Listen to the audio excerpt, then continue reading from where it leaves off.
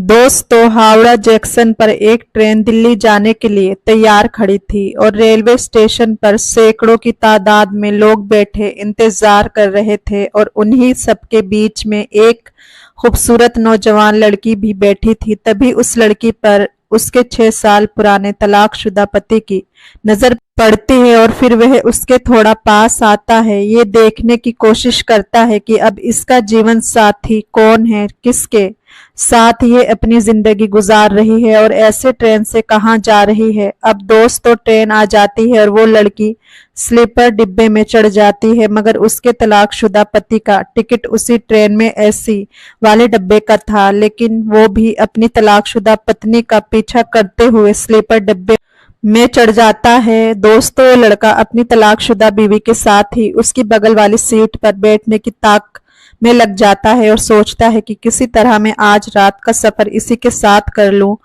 दोस्तों, बहुत ही रोमांचक और मनोरंजक कहानी है। आइए जानते हैं पूरी कहानी के बारे में। दोस्तों, उस लड़की का नाम आरती होता है और उस लड़के का नाम दीपक होता है। दोस्तों, दोनों की शादी लगभग 8 साल पहले पूरे रीति रिवाज के साथ हुई थी, लेकिन शादी के 2 साल बाद ही यानी कि 6 साल पहले तलाक हो गया था, क्योंकि दोनों में गलतफहमियां थी। इसमें दोनों बराबर के हिस्सेदार थे, क्योंकि ताली एक हाथ से कभी बचती नहीं है। लेकिन फिलहाल तलाक हो चुका था। अब ट्रेन चलने लगती है। आरती अपने टिकट के हिसाब से स्लीपर डब्बे में चढ़ी थी और अपनी सीट की तरफ आगे बढ़ रही थी, तो उसका तलाकशुदा पति भी उसी के पीछे पीछे स्लीपर डिब्बे में चढ़ गया था, क्योंकि उसका टिकट एसी वाले डिब्बे का था। लेकिन अपनी तलाकशुदा पत्नी को देखता है तो खुद को रोक नहीं पाता। आरती थोड़ा उदास बैठी हुई थी, लेकिन आज भी वही सुंदरता, वही रौनक उसके चेहरे पर झलक रही थी।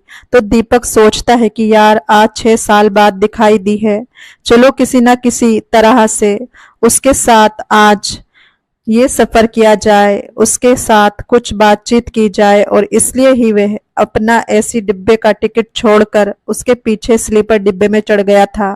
तो दोस्तों, आरती डिब्बे में थोड़ा आगे जाकर साइड वाली सीट पर बैठ जाती है, वहीं का उसका टिकट होता है। तो दीपक ठीक उसकी पीठ पीछे जाकर खड़ा हो जाता है और देखने की कोशिश करता है कि शायद, क्या पता, इसके साथ कोई और भी हो, तो अगर होगा तो अभी इसके साथ आकर बैठ जाएगा।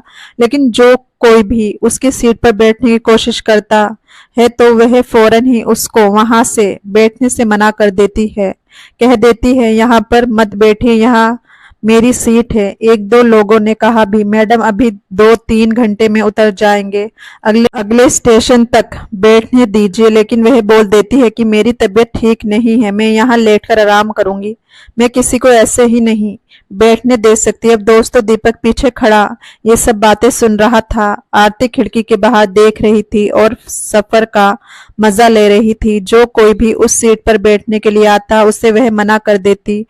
अब दीपक धीरे से जाता है और अपना बैग उसकी सीट पर रख देता है। बैग रखा देख वह गुस्से में बोलती है, अरे यहाँ कहाँ रख रहे हो, ये मेरी सीट है, बैग हटाओ यहाँ से। तो दीपक बोलता है, मैडम मैं 1-2 घंटे में ही उतर जाऊंगा, मुझे कोई सीट नहीं मिल रही है और अभी तो आप अकेली बैठी हैं और सो भी नहीं रही हो, जब आप सोना चाहोगी तो मैं यहाँ से चला जाऊंगा।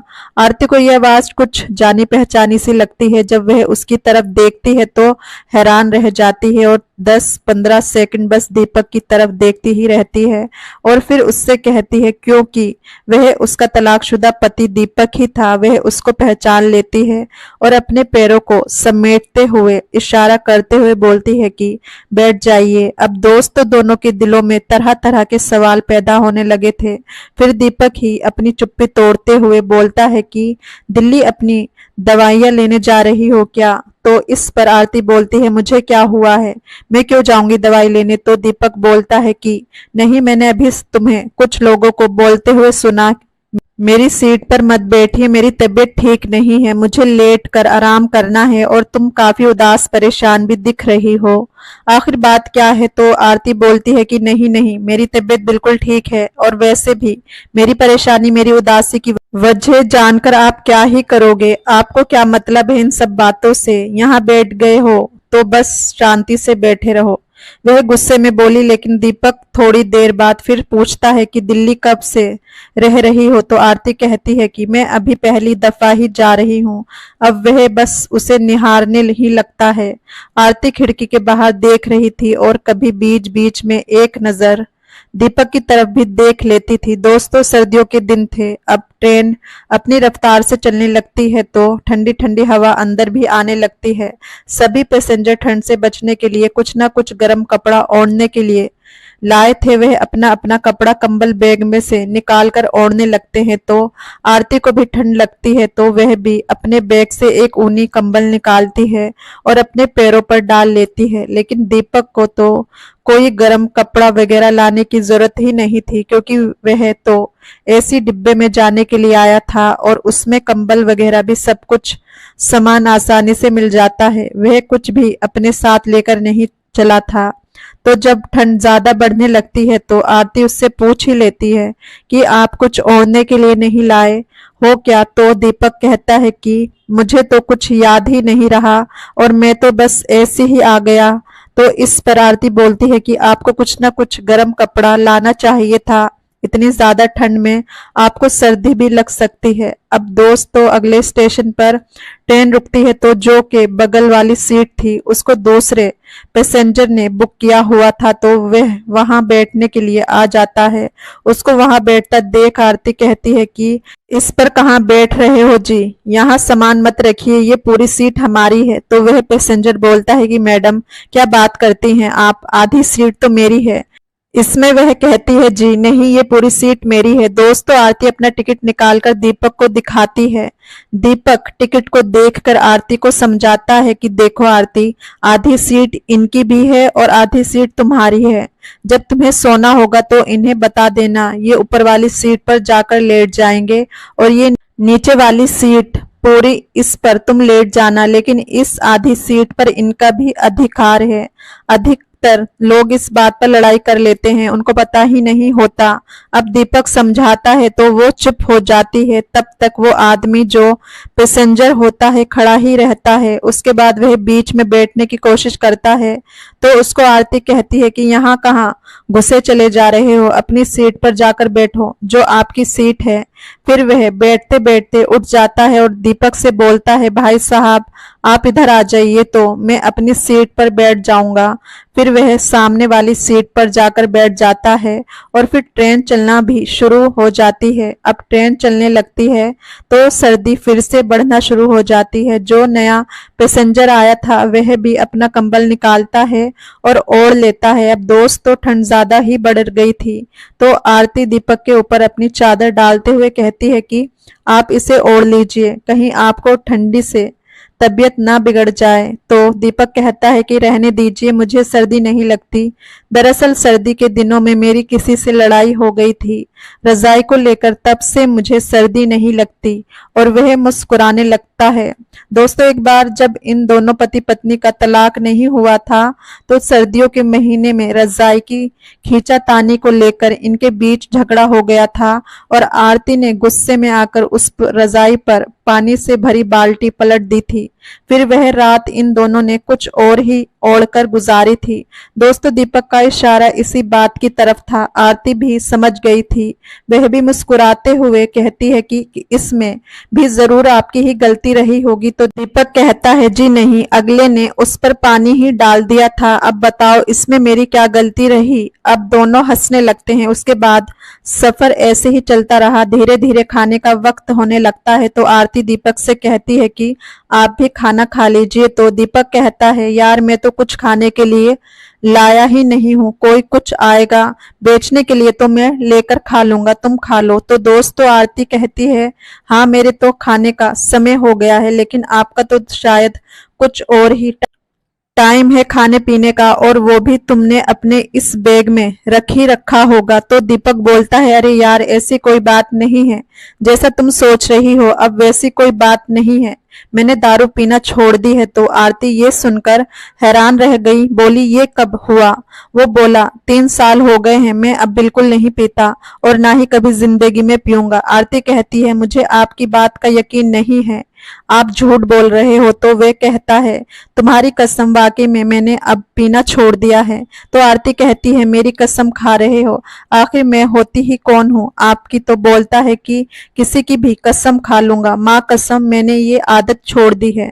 दोस्तों, आरती पूरी तरह हैरान रह जाती है। बोलती है, जिसके लिए आपने सब कुछ छोड़ दिया, इतना वाद विवाद हुआ, सही कुछ आपको पता भी है। अब जाकर आपको ये बात समझ आई है और अब आपने शराब की लत छुड़ाई है। काश पहले ही छोड़ दिए होते।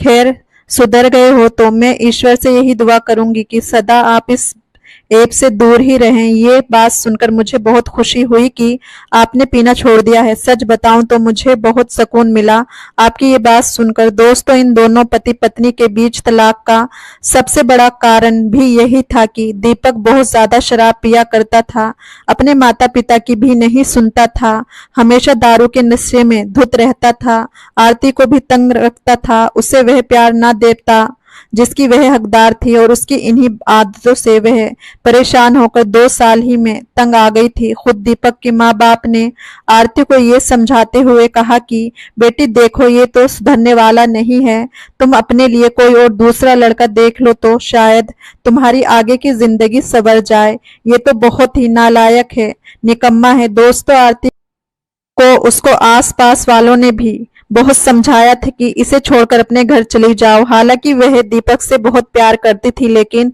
उसकी इसी शराब पीने की आदत से परेशान आ गई थी और आखिरकार उससे तंग आकर हार मानकर उससे तलाक ले लिया था और फिर अपने घर चली गई थी। फिर आरती कहती है कि मुझे वाकई में बहुत खुशी है इस बात की कि तुमने अब पीना छोड़ रखा है। और बताओ, घर में सब कैसे हैं? मम्मी पापा कैसे हैं? आपकी छोटी बहन कैसी है? मुझे उन सब की बहुत याद आती है। दोस्तों, जो दीपक की छोटी बहन थी, अपनी आरती भाभी को बहुत मानती थी। दीपक बोलता है, मम्मी पापा भी ठीक हैं, छोटी बहन की तो शादी कर दी थी, 2 साल हो चुके हैं। फिर आरती ने उससे पूछा, आपने नहीं की? तो दीपक बोला, नहीं, मैंने अभी नहीं की। गांव में मेरा नाम बहुत खराब हो गया था तो मैं गांव छोड़कर बस अब दिल्ली में ही रहता हूँ। मम्मी पापा भी साथ ही रहते हैं, लेकिन पहाड़ के जैसा हो गया है जीवन, ऐसे अकेले कट नहीं रहा। सोच रहा हूँ कि किसी से शादी ही कर लूं। फिर दीपक आरती से पूछता है कि तुमने शादी कर ली है या नहीं? तो आरती कहती है, अभी तक तो नहीं की है, लेकिन मैं दिल्ली इसी सिलसिले में जा रही हूँ।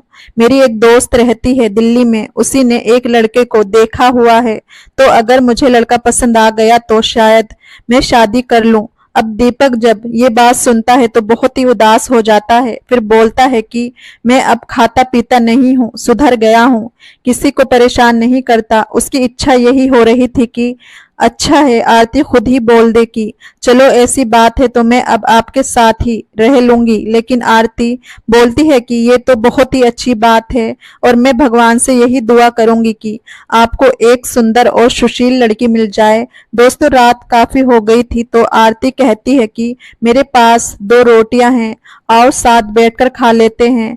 तो दीपक कहता है कि 2 रोटियों में ना तो तुम सही से खा पाओगी ना मैं ही खा पाऊंगा, क्या फायदा है, किसी एक का ही पेट भर जाएगा, आप ही खा लो। तो वह बोलती है कि कोई बात नहीं, ऐसा करो, पति पत्नी समझकर ही मिल बांट कर खा लेते हैं, जितना भी है। हमने पहले भी कई बार ऐसे ही एडजस्ट करके खाया है और वैसे भी अब आप सुधर गए हो तो चलो कम से कम आज मेरे हाथ की बनी रोटियां ही खा लो। दोस्तों, तभी ट्रेन में एक बिरयानी बेचने वाला आ जाता है और बोल रहा था कि बिरयानी ले लो, बिरयानी ले लो। तो दीपक उससे 2 बिरयानी खरीदता है और फिर दोनों साथ बैठकर ही खुशी खुशी से खा लेते हैं।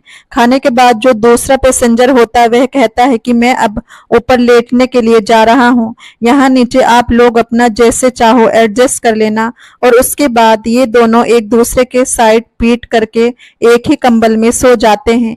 अब दोनों में से किसी को भी नींद नहीं आ रही थी। आरती की याद में दीपक पूरी तरह से बदल चुका था और यही सोच रहा था कि कितनी खूबसूरत मेरी पत्नी थी, लेकिन मेरी इन्हीं गंदी आदतों की वजह से मुझे छोड़कर चली गई थी और आज दूसरी शादी करने के लिए जा रही है। काश ये मुझे ही फिर से अपना लेती या मैं ही कुछ हिम्मत कर पाता आरती से कहने की। ये सब बातें दोनों के दिमाग में चल रही थी और ऐसे ही आधी रात गुजर जाती है। तभी आरती उठकर बैठी और दीपक से पूछा कि आपको सर्दी वर्दी लग रही है क्या? तो दीपक कहता है कि हाँ लग रही तो है, बताओ क्या करूं? फिर तो आरती अपने बैग से एक ऊनी मफरल निकालती है और दीपक के कानों से लपेट देती है, बोलती है अब आराम से सो जाओ, इससे तुम्हें सुकून मिलेगा। दोस्तों सुबह हो जाती है, दोनों उठते हैं, चाय नाश्ता करते हैं और फिर ट्रेन दिल्ली जंक्शन पर रुकती है। ये दोनों वही एक साथ उतरते हैं। दीपक आरती को उसका मफलर वापस लौटाने लगता है और बोलता है कि बहुत ही अच्छा मफलर है, लग रहा है कि तुमने खुद अपने हाथों से बुना है, लेकिन ये तो जेंट्स के लिए है। तो आरती बोलती है हाँ मैंने उन्हीं के लिए बनाया था जिनसे मैं शादी करने जा रही हूँ, लेकिन अगर आपको पसंद है तो रख लीजिए, मैं उन्हें दूसरा बुनकर दे दूंगी। दोस्तों वो उस मफलर को अपने बैग में रख लेता है, फिर अपनी जेब में हाथ डालता है तो 3,000 रुपए निकलते हैं। वे उन पैसों को आरती को देने लगता है कि ये पैसे आप रख लीजिए, लेकिन आरती कहती है कि इन सब की कोई जरूरत नहीं है, मेरी दोस्त आने ही वाली होगी, आप ये पैसे अपने पास रख लीजिए, ऐसे पैसे लेने देने की कोई बात नहीं है। तो फिर वह बोलता है कि तो आप मेरे साथ ही चलो, तुम्हें जहां जाना होगा मैं आपको वहां छोड़ दूंगा। तो वह कहती है रहने दीजिए, बस मेरी दोस्त यहीं आने के लिए बोल रही थी, आप चले जाइए। दोस्तों दीपक वहां से उदास चेहरे के साथ चला जाता है। इतने में ही आरती की दोस्त अंजू आ जाती है और कहती है कि अरे यार आरती कैसी है तू, आने में कोई दिक्कत परेशानी तो नहीं हुई? तो आरती बोलती है कि नहीं यार कोई प्रॉब्लम नहीं हुई सफर में, लेकिन यार मैं अब तुझे क्या ही बताऊं, मेरा जो तलाकशुदा पति था दीपक, वह भी आज भटकता हुआ मेरी ही सीट पर आ गया, टिकट उसके पास था नहीं तो मेरी ही सीट पर बैठ गया था। अब तुझसे क्या ही छुपाना, पहले से बहुत ज्यादा सुधर गया है, पीना भी छोड़ दिया है। उसने उसे देखकर मुझे बहुत दया आ रही थी, शायद वह मुझसे कुछ कहना चाहता था लेकिन हिम्मत ना कर पाया, और जब वह जाने लगा तो मैं सच बताऊं तो मेरी आंखों में आंसू ही आ गए थे। उसे जाता देखकर तो अंजू कहती है हाँ तो अब मरने भी दे उसको, ज्यादा दया दिखाने की कोई जरूरत नहीं है,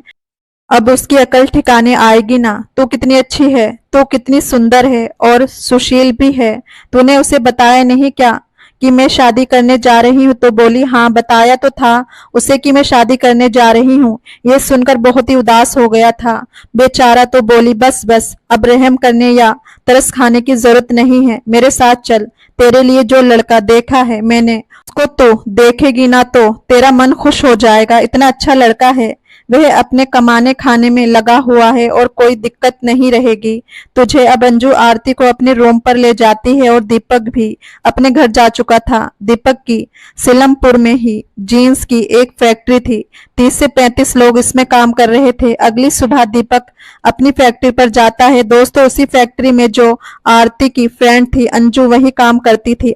अंजू दीपक से आकर कहती है कि सर वह जो लड़की मैंने आपके लिए देखी थी, जिसकी शादी की बात आपसे कर रखी थी, वह यहाँ दिल्ली में आ गई है और आपसे मुलाकात करना चाहती है, तो आपसे मुलाकात के लिए बुला लूं क्या?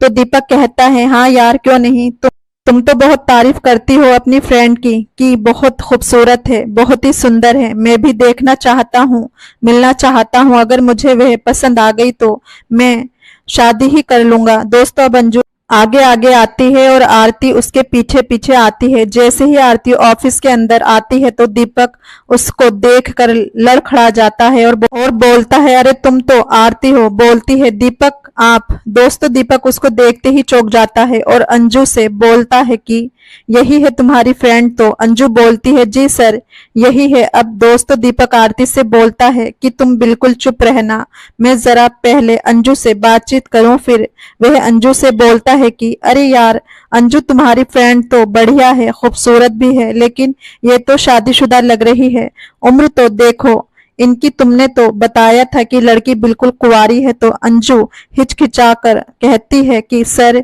ये कुंवारी ही है, आपके सर की कसम, आप चाहे तो इन्हीं से पूछ लो, मैं झूठ थोड़ी ना बोलूंगी आपसे। दीपक हंसते हुए बोलता है अरे यार अंजू तुम क्यों मेरी झूठी कसम खा रही हो, ये आरती ही तो है मेरी पहली पत्नी है जिससे हमारा तलाक हो गया था। अब अंजू ये बात सुनते ही शॉक्ड हो जाती है।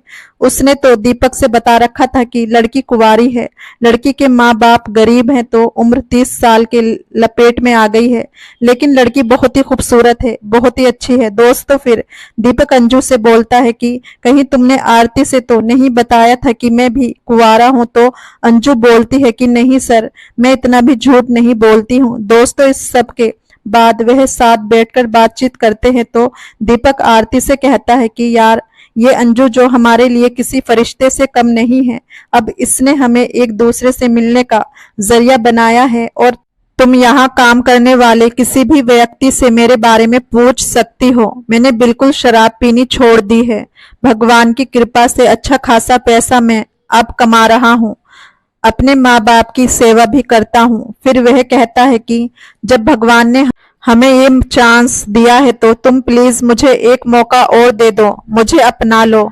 मैं जिंदगी भर तुम्हें अपनी रानी बनाकर रखूंगा और तुम यहाँ किसी से भी मेरे बारे में पूछ कर, या तुम्हारी फ्रेंड ने तो सब कुछ बता ही रखा है, किसी का यकीन नहीं है तो इनका तो जरूर यकीन होगा। दोस्तों दीपक की ये बातें सुनकर आरती की आंखों में आंसू बहने लगते हैं। वह बोलती है कि मुझे अब किसी से पूछने की आवश्यकता नहीं है।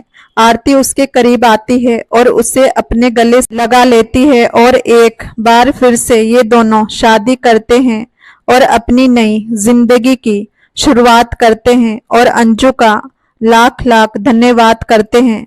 दोस्तों अब शाम को जब ये तीनों खुशी खुशी दीपक के घर जाते हैं और दीपक आरती को अपनी माँ बाप के सामने लाकर खड़ा कर देता है और कहता है कि देखो मम्मी पापा, आपकी बहू फिर से लौट आई है। आरती को देखकर इतना ज्यादा वह खुश होते हैं कि जिसका कोई ठिकाना ही नहीं था।